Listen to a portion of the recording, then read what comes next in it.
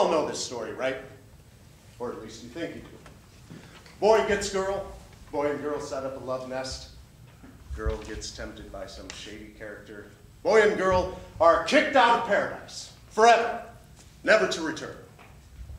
Classic, right? A cautionary tale from the big rule book. History 101. Well, you know what they say. History was written by the winners. Those on the short end, they don't get to have their voices heard. Their stories don't get to be told. They don't get a chance to say that they got a bad rap. Have any of you ever felt love? Unconditional love. The kind that makes you feel like life has purpose, like you have a purpose, that you're the center of the universe. I had that. I felt that. He made me feel that way. He filled myself with such joy in his love that I thought my heart was going to burst from its abundance. And I lived in Eden. Oh, you should have seen it. It was magnificent. It was better than any dream home you could ever imagine. And I was its caretaker. Through me, all creatures, great and small, would know his full love, and the party would go on forever. I was his golden boy, until suddenly, one day I wasn't. Dismissed. Just let go. No more love for you!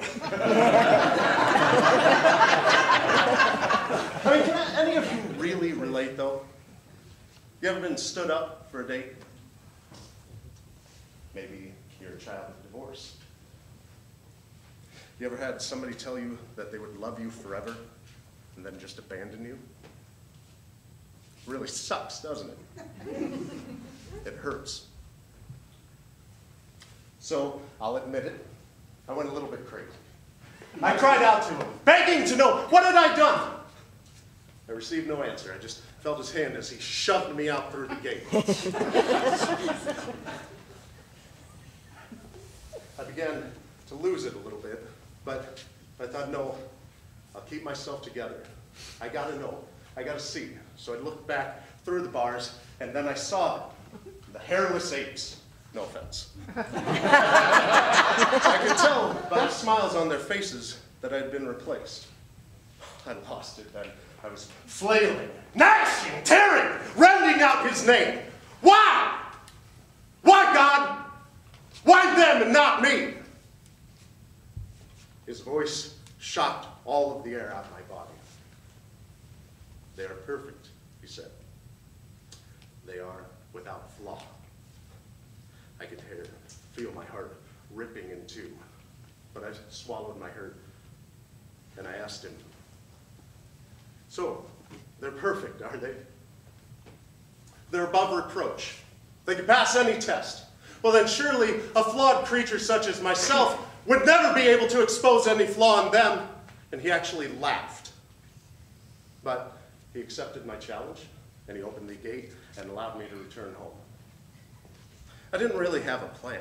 I wanted a closer look. I wanted to know what made them a better choice than me. His name was Adam. I didn't hear it. I just suddenly knew it, and I was instantly jealous of the fact that he had been given a name. All the other animals were lined up to pay him fealty, and he, as their sovereign, was giving them all names: lamb, lion, ox, and dove. He was like a child, a kid with these brand new shiny toys that used to be mine. Well, I approached him, and he stopped when he saw me, abruptly. I'd be lying if I said I didn't enjoy it a little bit. I introduced myself as his brother, and I was genuine about that. I mean, we have the same father, right? The shock quickly wore off, and he smiled at me, arrogantly. He said, "You are no brother to man. I name you Serpent." I was crushed.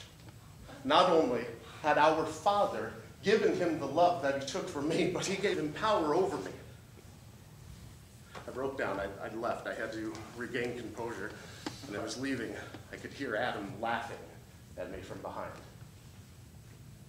Maybe it was coming from above.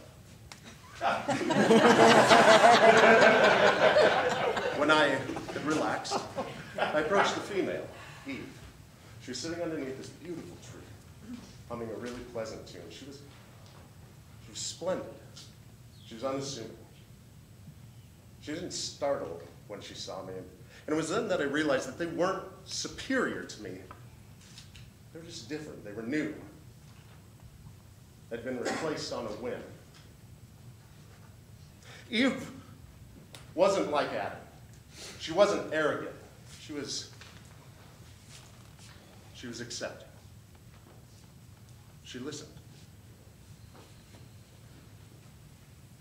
I paid a terrible price for my role in this story.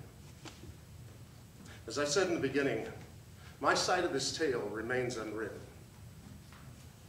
I don't get to know why I was suddenly deemed unworthy of love or attention. I don't get to know why my father didn't want me. But I do know that if I don't get paradise, then nobody does.